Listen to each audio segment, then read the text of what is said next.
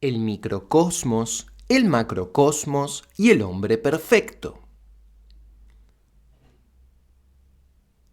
Generalmente, cuando Ibn Arabi se refiere a los seres humanos, es desde la perspectiva de los seres humanos perfectos y no de los seres humanos olvidadizos e ignorantes. Como ya hemos señalado, contempla a tales seres humanos perfectos desde dos puntos de vista fundamentalmente distintos, ya que distingue entre su realidad no manifestada dentro del conocimiento de Dios y sus corporeizaciones en arcilla. Por realidad de los seres humanos perfectos, entiende el arquetipo eterno e inmutable de todos los seres humanos perfectos individuales, así como al hablar de sus corporeizaciones, se refiere a los profetas y amigos de Dios en sus actualidades históricas. Su concepto de realidad única de los seres humanos perfectos se ve complicado por el hecho de que se refiere a él mediante numerosos nombres diferentes. Para el caso que nos ocupa, digamos sencillamente que a menudo lo denomina realidad mohammedí. Según la cosmología islámica en general y las enseñanzas del Sheikh en particular, Dios creó al ser humano como criatura última tras haberse servido de todas las demás para producir así su existencia. Las personas, cual eslabón final de una gran cadena de existencia, unen y armonizan entre sí todos los eslabones previos. No solo poseen componentes minerales, vegetales y animales, sino que recrean asimismo la jerarquía cósmica visible e invisible, comenzando por el intelecto primero e incluyendo el alma universal, la materia primigenia, el cuerpo universal, el trono de Dios, el escabel de Dios, la esfera sin estrellas, la esfera de las constelaciones, los 7 planetas y los 4 elementos. De modo misterioso, todo ser humano contiene cuanto existe en el cosmos.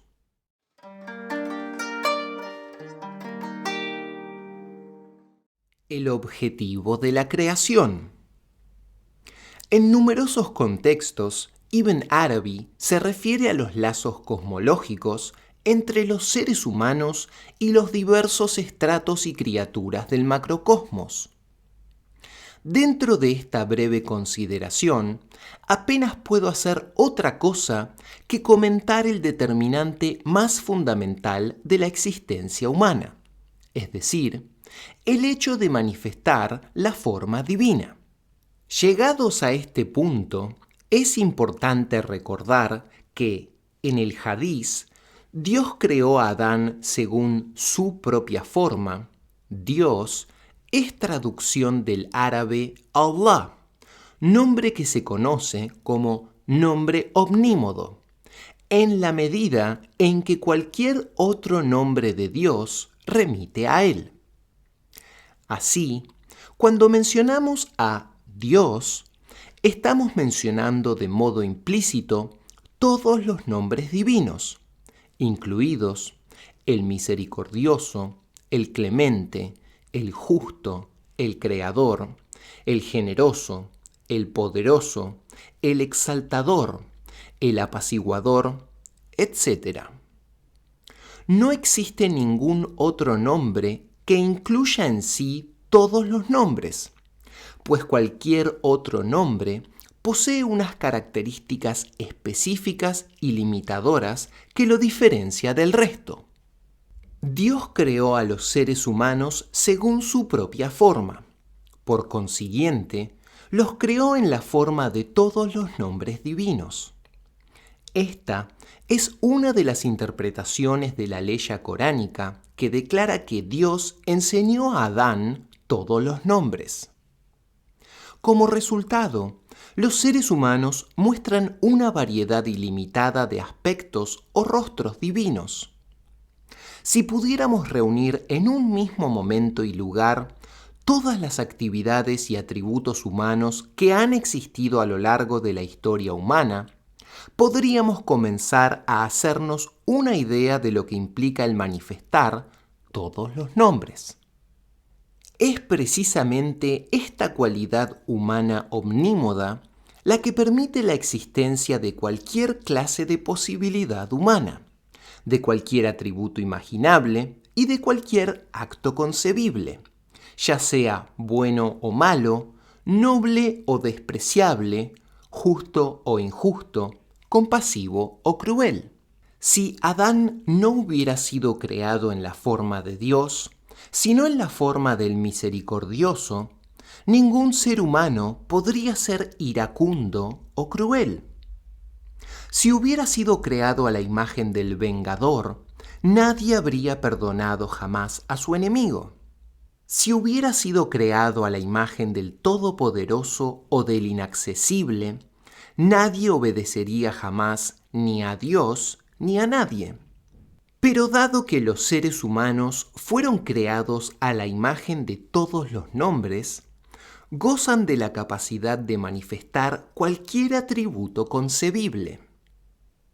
Los nombres divinos, al fin y al cabo, no son sino designaciones de las posibles modalidades de manifestación y no manifestación del wujud. Ya que los seres humanos integran todos los nombres, cada individuo humano refleja en cierta medida a cada uno de los atributos divinos. No obstante, a lo largo del curso de una vida, los nombres divinos se manifiestan mediante toda clase de intensidades, combinaciones e interrelaciones. El resultado podrá ser o no una personalidad armónica y equilibrada. En última instancia, el modo en que los nombres muestran sus propiedades determina los destinos humanos en este mundo y en el siguiente. Desde el punto de vista humano, este modo de manifestación resulta completamente impredecible. Como resultado, la situación humana presenta un llamativo contraste con la de todas las demás criaturas, las cuales han sido creadas en el contexto de estaciones permanentes bien conocidas. Los atributos del wujud aparecen revelados en los reinos no humanos en combinaciones que permiten la preponderancia de uno o más atributos sobre el resto.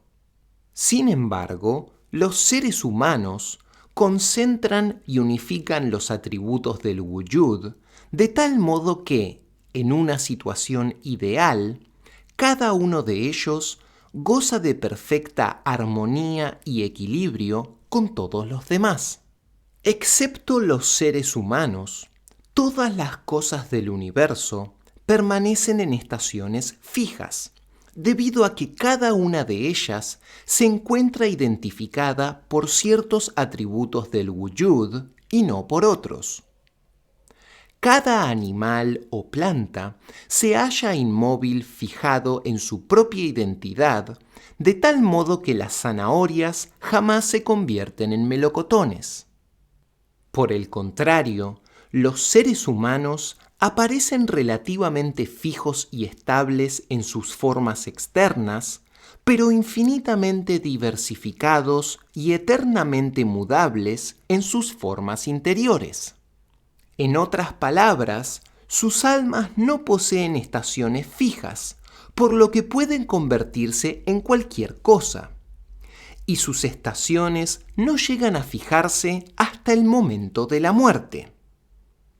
A ello se debe que el Sheikh generalice la afirmación de los ángeles del Sagrado Corán, cuando afirman: todos los que allí estamos poseemos una estación conocida, para incluir a todas las criaturas, con excepción de los seres humanos y los jinns, es decir, los genios. Todo ser humano viene al mundo como forma divina en potencia, pero podrá abandonarlo prácticamente de cualquier forma, sea ésta un ángel, un santo, un profeta, un demonio, un animal o un vegetal, ya que las personas no alcanzan su estación conocida hasta el instante de su muerte. Todo ser existente, aparte de los seres humanos y los genios, ya se trate de un ángel, un animal, una planta o un mineral, es creado en su estación y no es degradado de ella ni es amenazado a perseguirla, pues en ella habita. Tan solo hay otra criatura aparte de los seres humanos que haya sido creado a la imagen de Dios como tal, el cosmos en su totalidad, que incluye a los propios seres humanos. Juntos, Dios y el cosmos denotan todo cuanto existe en la realidad, y al mismo tiempo, cada uno es la imagen reflejada del otro. Así, cada uno de los nombres de Dios se corresponde con lugares de revelación en el macrocosmos. En palabras del Sheikh, el cosmos es la suma total de todas las propiedades y efectos de los nombres divinos. La diferencia fundamental entre Dios y la totalidad del universo es que Dios existe por su misma esencia y no precisa del cosmos, mientras que el universo no posee existencia en su esencia y precisa absolutamente de Dios.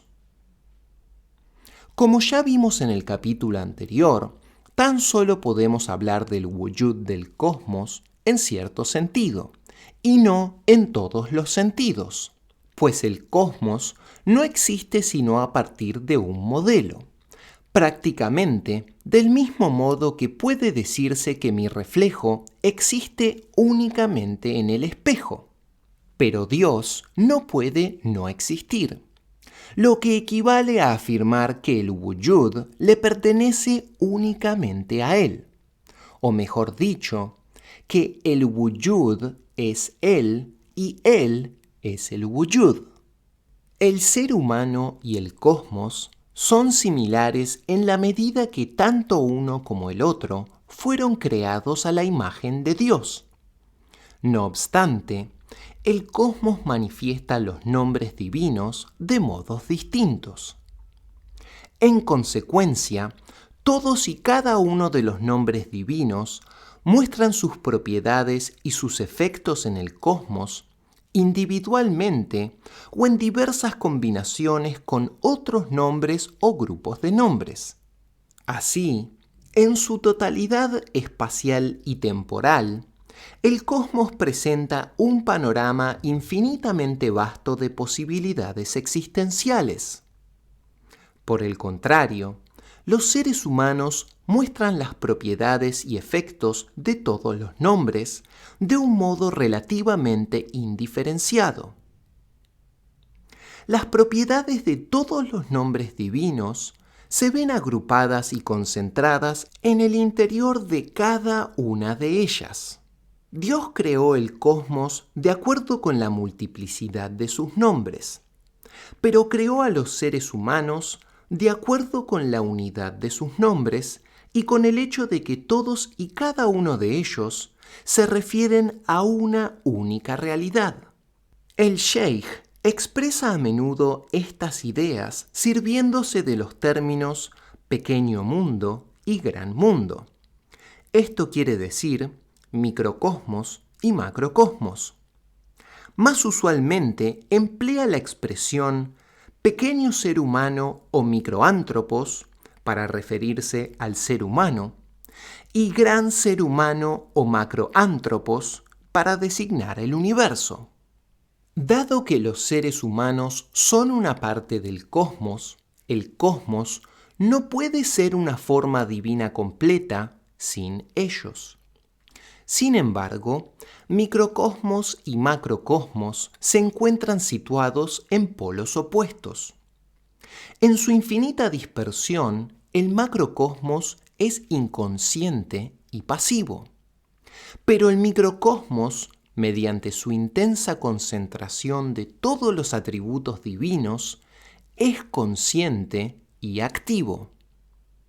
Los seres humanos conocen el cosmos y pueden influir en él según sus propios fines, pero el cosmos no conoce a los seres humanos y no puede influir en ellos sino en tanto que instrumento pasivo en las manos de Dios. El hecho de que el microcosmos domine al macrocosmos lleva al Sheikh a escribir al comienzo de su obra Fusus al-Hikam que el ser humano es el espíritu del cosmos, mientras que el cosmos, sin el ser humano, es como un cuerpo proporcionado y bien equilibrado que se encuentra preparado a la espera de que Dios le insufle su espíritu, pero que permanece desprovisto de vida hasta la aparición del ser humano.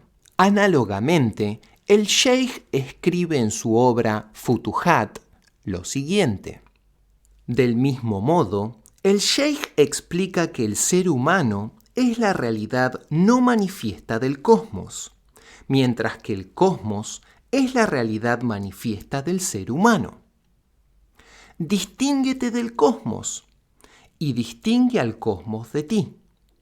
Distingue lo manifiesto de lo no manifiesto y lo no manifiesto de lo manifiesto.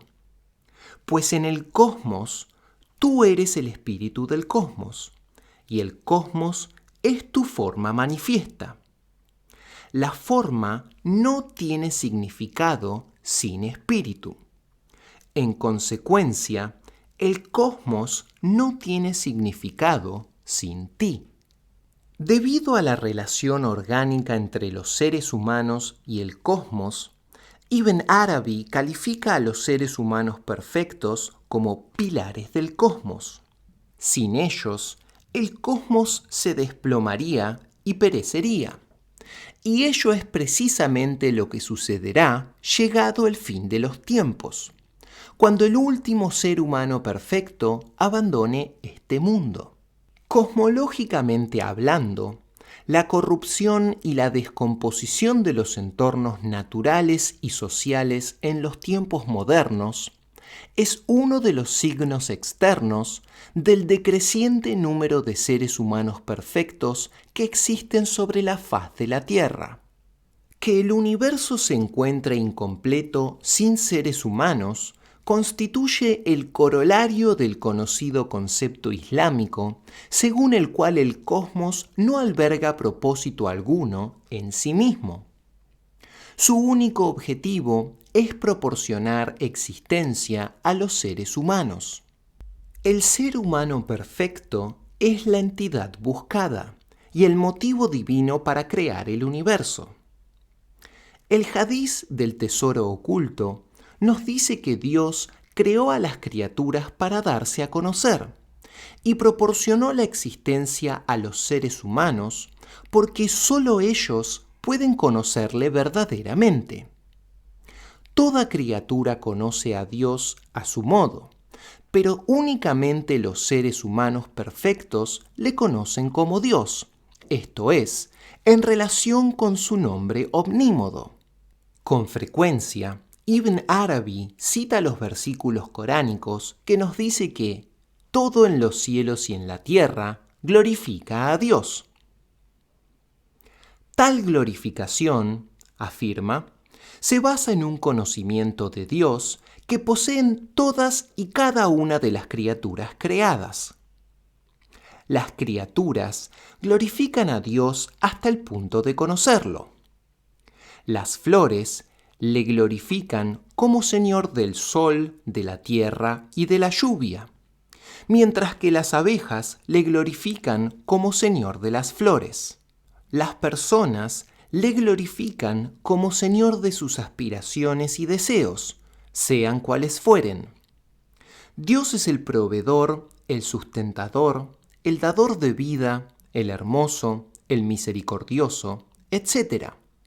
Y las personas recurren a tales nombres y con ellos glorifican a Dios cuando disfrutan de sus dádivas, tanto si verbalizan dicha glorificación como si no lo hacen. Sin embargo, tan solo los seres humanos perfectos glorifican a Dios en tanto que Dios, o lo que es lo mismo, mencionando todos los nombres divinos. Esta glorificación perfecta abarca e incluye las glorificaciones de todas las cosas. El ser humano perfecto glorifica a Dios a través de todas las glorificaciones del cosmos. En resumen, el microcosmos es el ser humano, creado a la imagen de todos los nombres divinos y dotado en su interior de todas las realidades que permiten la existencia del cosmos. El macrocosmos es el cosmos en su totalidad, siempre y cuando exista dentro de él el ser humano perfecto, ya que sin él se encuentra incompleto y es como un cuerpo sin espíritu. Tanto el macrocosmos como el microcosmos son formas de Dios manifiestas dentro del orden creado. La realidad del ser humano perfecto, también conocida como realidad mohammedí, representa así la forma no manifiesta de Dios, tal y como la conoce el propio Dios, o el semblante divino vuelto hacia la creación, tanto del macrocosmos como del microcosmos.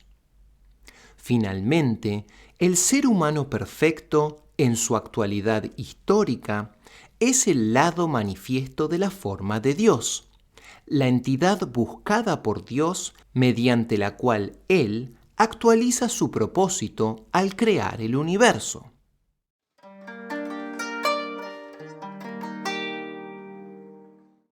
El camino de la perfección. Dado que los seres humanos perfectos abrazan todas las realidades de Dios y del cosmos, reconocen a Dios en todas las cosas y ven con una visión que levanta todos los velos. Para ellos, las palabras del Sagrado Corán se realizan de manera concreta. Donde quiera que miréis, allí está la faz de Dios. De esta manera, ven todo como una autorrevelación divina y conocen a Dios debido al conocimiento que posee todo lo que se halla en el cosmos, dado que, en cuanto microcosmos, abrazan la realidad del macrocosmos y veneran a Dios de una manera que armoniza con las enseñanzas de todas las religiones. Pero todo esto depende del autoconocimiento. El ser humano perfecto venera a Dios por medio de todas las religiones reveladas. Lo glorifica en todas las lenguas y actúa en calidad de receptáculo de todas sus autorrevelaciones, a condición de que cumpla con la realidad de su humanidad y se conozca a sí mismo, pues nadie conoce a su Señor sino aquel que se conoce a sí mismo. Si cualquier cosa propia le impide percibir su propia totalidad, habrá cometido una falta contra sí mismo y no será un ser humano perfecto. Al conocerse a sí mismo, los seres humanos perfectos conocen a Dios de acuerdo con el dicho profético: quien se conoce a sí mismo, conoce a su Señor. En cambio, los seres humanos animales no han alcanzado el autoconocimiento. Y aunque Adán era una creación perfecta, la imperfección y la animalidad se han ido convirtiendo gradualmente en las características dominantes de sus hijos. No obstante, no debería entenderse el estado animal actual como la característica definitoria de la especie humana. Como dice el Sheikh, no es correcto definir a los seres humanos como animales racionales, ya que el ser humano se define específicamente por la forma divina. Como ya hemos observado anteriormente, el proceso por el cual los seres humanos llegan a actualizar la forma divina y a manifestar los nombres divinos a menudo se denomina la asunción de los rasgos de carácter de Dios. La función cósmica de los profetas es proporcionar a las personas aquellas directrices que les permitirán ajustar sus creencias, pensamientos y actividades al nombre que todo lo abarca, en cuya forma fueron creados. El Sheikh a menudo llama balanza de la ley a la orientación divina encarnada en los profetas. Para los musulmanes, es la ley revelada por Dios en el Sagrado Corán y ejemplificada por la Sunna de Muhammad, la paz y las bendiciones sean con él. Las personas no pueden simplemente tomar la decisión de asumir los divinos rasgos sobre la base de su propia percepción de cuáles podrían ser estos rasgos. Por ejemplo, no pueden decidirse a ser generosos, justos e indulgentes sobre la base de su propia comprensión de estas cualidades. Estos son los atributos del propio Wujud, y en su esencia se encuentran infinitamente más allá de la comprensión humana. El problema de asumir los rasgos de Dios se vuelve inconcebiblemente complejo debido a la diversidad y multiplicidad de los nombres de Dios. Por otra parte, el intento de imitar a Dios supone el riesgo de una tremenda arrogancia. De aquí que la meta del empeño humano no sea la adquisición de atributos divinos. La meta inmediata consiste, más bien, en la eliminación de atributos humanos. Los atributos humanos que han de ser desechados surgen de la obstinación y el capricho. Hay que dejar de lado la obstinación y hacer caso omiso de los propios gustos y aversiones. En resumen, esto es la entrega o la sumisión ante Dios, es decir, Islam, y sus pasos son definidos por la escala de la Sharia. El camino de la asunción de los rasgos de Dios no supone un aumento gradual de categoría hasta que las personas se convierten en semidioses que rivalizan con el mismo Dios. Al contrario, este camino conlleva una disminución gradual de categoría hasta que los atributos humanos dejan de existir, o hasta que las personas se convierten en nada. Pero nada es lo que les corresponde desde un principio, dado que son entidades inexistentes. Una vez que han eliminado sus propios atributos y se han borrado a sí mismos, permanece únicamente aquello que se encuentra verdaderamente, el rostro del Wujud vuelto hacia la creación. En cuanto formas plenas de Dios, los seres humanos son Él, no Él. En la medida en que manifiestan Wujud, son Él, y muestran los atributos del Wujud. Pero en la medida en que constituyen entidades inmutables, eternamente inexistentes, son no Él, y ninguno de estos atributos les pertenece.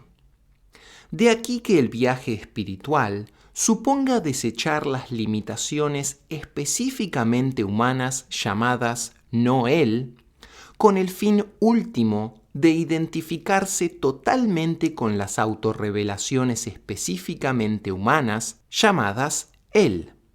Pero los seres humanos perfectos no solo ascienden, también descienden y desempeñan una función en el cosmos. Permanecen para siempre en el lugar de Él, no Él. Aunque habiten en la inexistencia por haber renunciado a cualquier pretensión de Wujud, también habitan en la eternidad, dichosos en el Wujud y en la beatitud de Dios. Los seres humanos perfectos no corren el peligro de atribuirse actos a sí mismos cuando estos actos se vuelven manifiestos desde ellos. Dicen, los actos pertenecen a sus nombres que se manifiestan dentro de su lugar de manifestación. ¿Cómo podemos albergar pretensión alguna? Somos nada en el estado de ser lugares de manifestación para Él y en todos los demás estados. Este lugar se denomina el descanso de la eternidad sin fin. El sheikh típicamente se refiere al lugar de la perfección humana como servidumbre.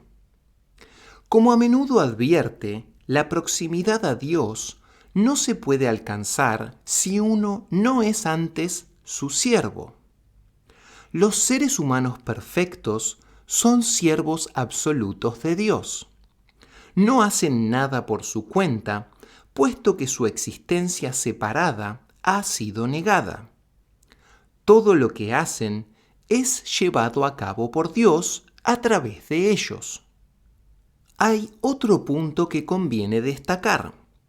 A esta altura ya debería quedar claro que, según Ibn Arabi, convertirse en un ser humano perfecto no es solamente la aspiración humana más alta, también es, en realidad, la única aspiración auténticamente humana.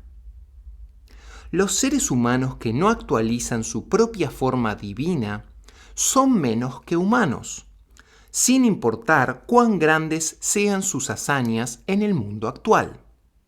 El lugar de la perfección es la señal de la verdadera humanidad y ha sido alcanzado tan solo por un número relativamente escaso de aquellos a los que normalmente nos referimos como seres humanos. Al alcanzar la perfección, la persona se convierte en el siervo absoluto de Dios, totalmente borrado en cuanto individuo independiente, pero plenamente afirmado en cuanto forma divina.